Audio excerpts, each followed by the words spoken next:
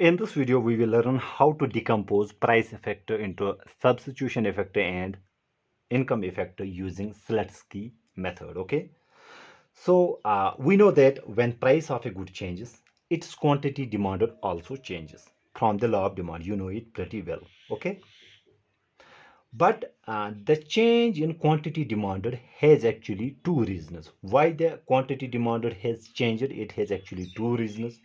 First reason is there what we call the substitution effect, and another reason is income effect. Okay, let's take the substitution effect first. By substitution effect, what we mean, we simply mean if, let us say, price of a commodity has decreased, okay, then this commodity has become relatively cheaper compared to other goods. Okay, that is what we call the substitution effect.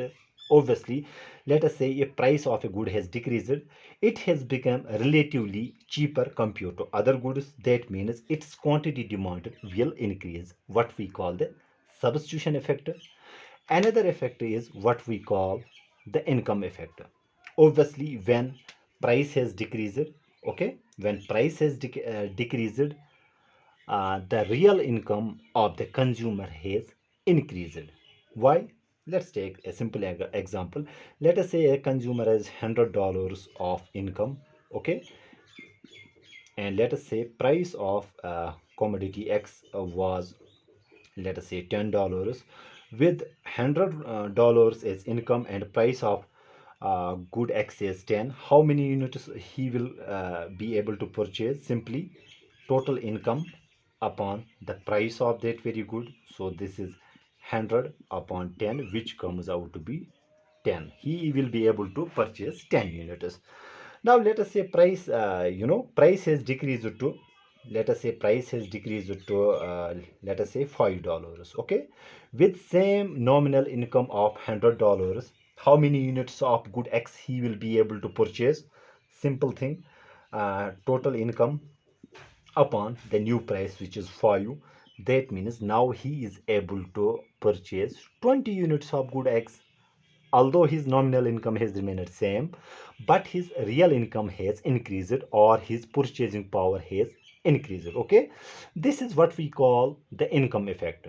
Simple thing, change in quantity demanded due to change in the purchasing power or real income is called the income effect. And by substitution effect, what we mean, change in quantity demanded due to change in the relative prices. Okay, so our price effect has two components. First is the substitution effect and another is income effect. Now, what exactly is then this Slutsky method?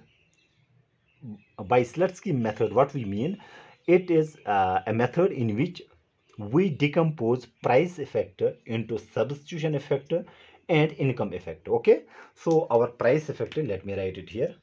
Our price effect has two components, that is the substitution effect and income effect. Okay, let us explain this very stuff graphically now.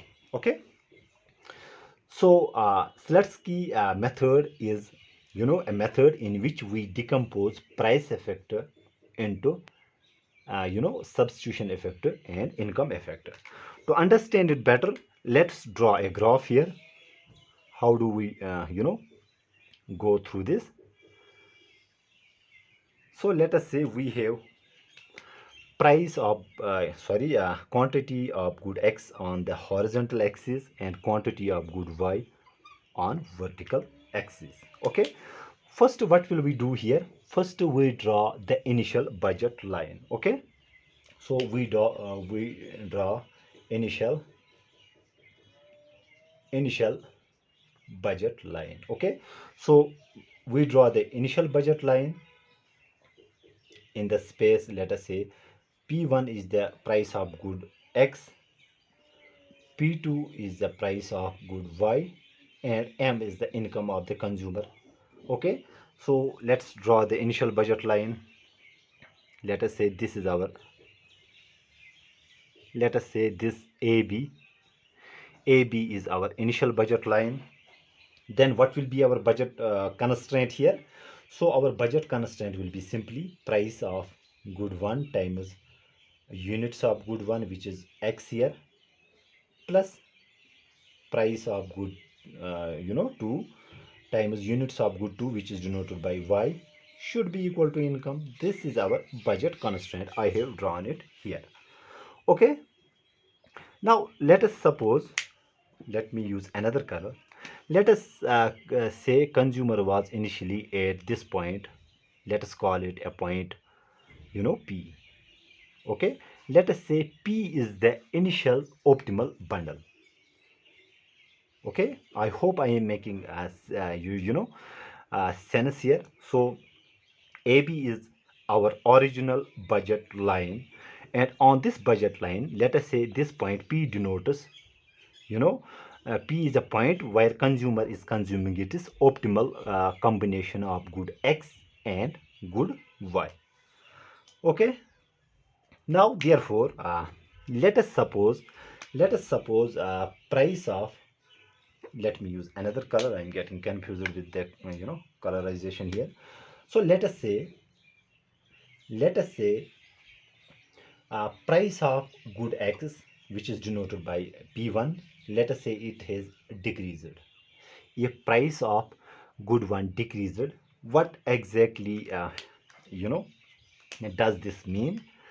That means our budget line will pivot towards right. Okay, this AB line will pivot towards right, and let us draw it here. Let us say this is our new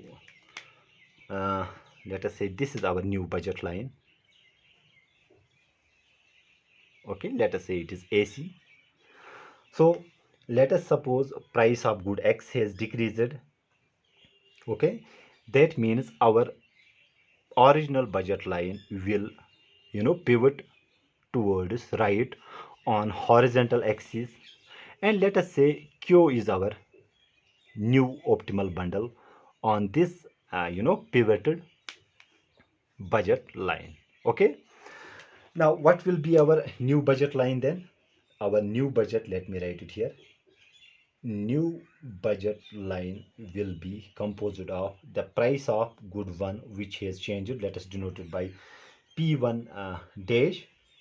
Price of good 2 has remained same, which is price of good y, and income is also same. Okay, with decrease in the price of good x. Okay, this budget line will obviously pivot towards right. Then our new budget will be P1 dash units of good 1, which is x, plus P P2 times units of good y should be equal to m. Okay, so our income has not changed. It's only this initial budget line has pivoted towards right. Okay, now the movement from point P to Q is what we call the price effect. Okay, so if I have the space here, let me write it here. Okay, so movement from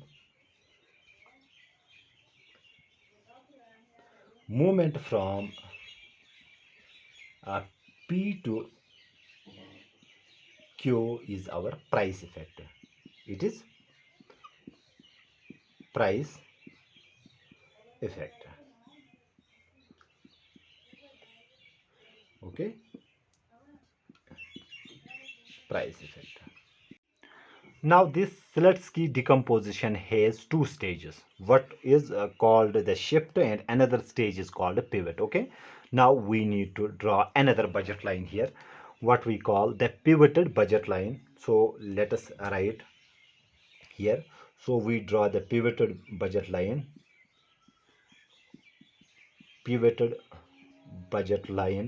in the space of, that means price P1 dash, P2 and M dash. Okay, our income will also change. Okay, so we draw new budget line. Let's draw the new budget line first. We draw this budget line in such a manner, this pivoted budget line, let us say this is D, this is E, Okay, we draw this budget line in such a manner it passes through our initially optimal bundle of P, and it is also parallel to our new budget line, which is AC here. Okay, so DE is pivoted budget line drawn here, okay, such that it passes through the initial optimal bundle at point P and is also parallel to the new budget line at AC. Okay, so our new budget constraint will be P1 dash X plus P2Y is equal to M. Here you can see income has also reduced here. Okay, so if sorry if we were at AC, we have shifted backwards to DE. That means income has been reduced. That's why this pivoted budget line is also called the compensated budget line. Compensated budget line. Why do we call it compensated budget line?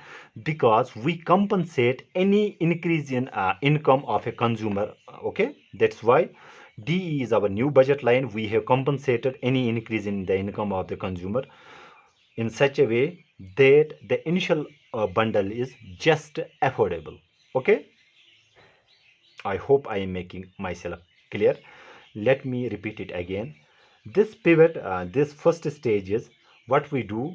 The initial budget line, which was our AB, okay, is pivoted. This AB line is pivoted around the initial optimal bundle P in such a way that its slope is the new price and it passes through the initial optimal bundle also. Okay, what we mean by the slope becomes new price ratio, it means it is parallel to our new budget line. Let us repeat. Slutsky decomposition has two stages. First stage was to pivot. Okay, by pivot what we mean, the initial budget line, which was AB, okay, is pivoted around the initial optimal bundle, which was 8 point P, in such a way that its slope becomes new price ratio and it passes through the initial optimal bundle also. When we say it passes through the initial optimal bundle, we mean simply that the initial bundle is just affordable on this compensated budget line, which is DE. Okay, by when we say that slope becomes new price ratio, we say that this DE line is also parallel to the new budget line. Okay, so on this pivoted budget line, if we consume this initial optimal bundle, which was P, our income will get exhausted, obviously, because this point P lies on both the lines, which is our initial budget line and the new compensated budget line. Okay, now comes the stage to draw the indifference curve. Okay, so at initial point P, optimization requires that slope of budget line should be tangent to the indifference curve, or indifference curve should be tangent to the budget line. Let us say this is IC1. So at point P, slope of indifference curve 1 is tangent to the initial budget line, which is AB. Here you can see that means our M or S is equal to price ratio, that is P1 upon P2 at this point. But you can also visualize it pretty well here that the slope of this indifference curve 1 is steeper than the DE budget line. Okay, here you can see this red line, which is our indifference curve. It is steeper than at this point P than this compensated budget line. You can see it here clearly. When it is steeper, what we say, when, let me write, when slope of indifference curve is steeper, steeper than slope of slope of budget line, then we say marginal rate of substitution is greater than price ratio, that is P1 upon P2. P1 is price of good 1, P2 is the price of good 2. That simply means we can write it like this: marginal utility MUX upon P1 is greater than MUY upon P2. And what exactly does this mean? It simply means that the satisfaction of a consumer deriving from spending $1 on good X is greater than the satisfaction derived from spending $1 on good Y. Okay, that means it is better for the consumer to increase the good X. Okay, let us let us say that he moves to a point R in such a way. Let me use another color. Okay, let us say our consumer reaches new point. He increases the consumption of good X in such a way on this compensated budget line at point R. Okay, let us say it is R, such that at point R slope of new indifference curve, okay, let us say this is IC2, is tangent to the compensated budget line. Okay, so let me write it here R. Okay, this point, let me repeat it here. We have seen at point P, when we take this AB initial budget line in consideration, this initial budget line and this indifference curve was tangent to each other. That means they were at optimal. But at point P again, the slope of this red indifference curve is steeper than the compensated budget line. That means our marginal rate of substitution is greater than the price ratio here, because indifference curve is steeper than this DE compensated budget line. That means marginal utility of good X upon price of good X is greater than marginal utility of good Y upon price of good Y. So that means it is better for the consumer to increase the consumption of good X, and we have increased the consumption of good X, let us say at a point R. Okay, in such a way he is at point R, where if we draw another indifference curve IC2, which is parallel to this compensated budget line. Okay, which is tangent to this budget line. Let me repeat it again. So initially we were at point P, and slope of this red indifference curve was tangent to this initial budget line AB, but at the same time at point P, slope of this red indifference curve is steeper than the slope of this DE budget line, which is our compensated budget line.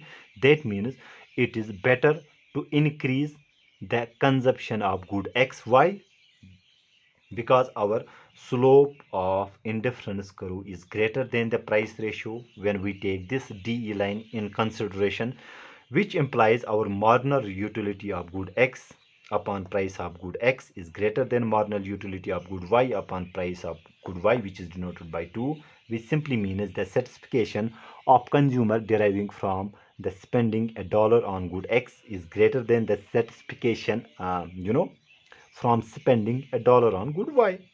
Okay, we move from P to R. Okay, the consumer is increasing the consumption of good X. Let us say he reaches point R, where the slope of new indifference curve is tangent to this compensated budget line, which is DE. Now this movement from point P to R is, so movement from P to R is what we call the substitution effect. Okay, so we have moved from P to R, and this is actually our substitution effect here.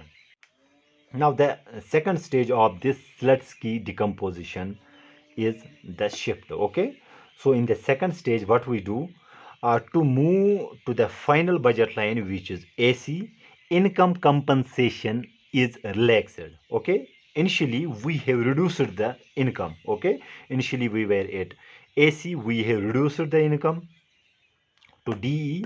Okay, this implies to draw the budget line AC if initially the income was reduced to DE, okay, to this DE, now this reduction will be released.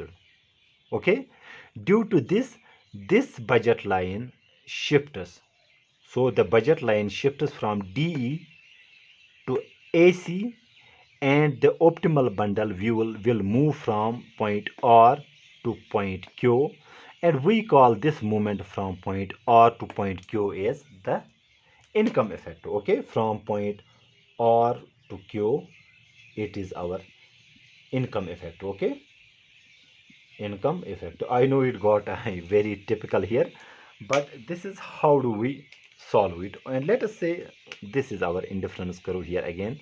Let us say this is indifference curve 3 at point Q, where indifference IC3 is parallel, sorry, tangent to the point Q. Okay, this is how do we use Slutsky method to decompose price effect into substitution effect and income effect. Okay,